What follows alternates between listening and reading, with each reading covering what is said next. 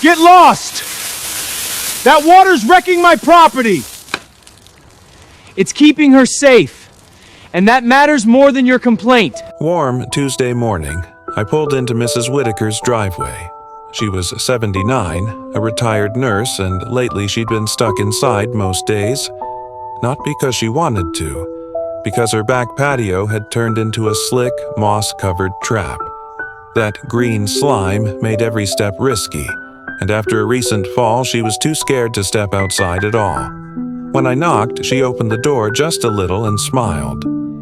"I used to sit out there with my tea," she said. "Now I'm scared I'll slip." That was all I needed. I hauled out the pressure washer, the broom, and the scrub brush, and I got to work.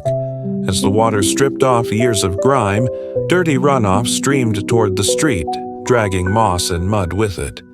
Mrs. Whitaker watched from her porch chair, hands clasped tight like she was holding her breath. Slowly, the gray stone showed up again, clean and bright. Then, right as I started on the steps, a sharp voice cut through the spray. "Hey, you're flooding my side."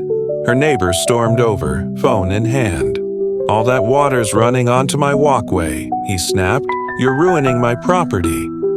I shut the machine off and stayed calm.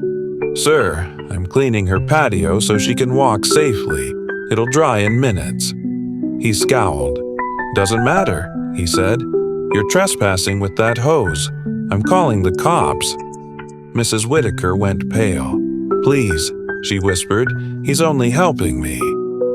But the neighbor was already dialing, making it loud enough that other people started peeking out their windows.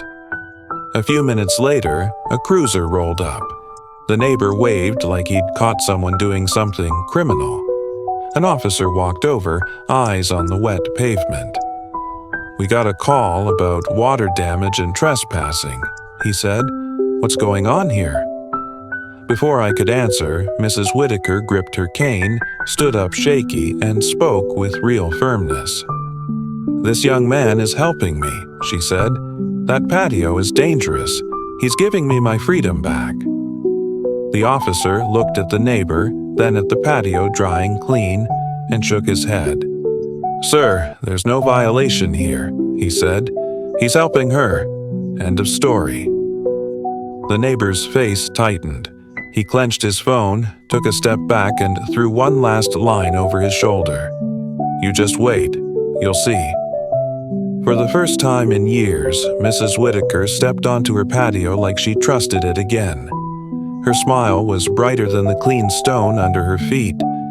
Before I left, she held my hand and quietly asked if I could come back. I told her I'd come by every month to keep it safe. She nodded, smiled, and insisted I take a box of cookies. 5 weeks later, on a Tuesday, I showed up right on time. I'd just pulled out the pressure washer and was about to start when the neighbor came back again. This time he had a baseball bat and he didn't come alone. He had 3 guys with him and all of them just stood there staring me down. Want to know what happened next? Comment part 2 and I'll tell you.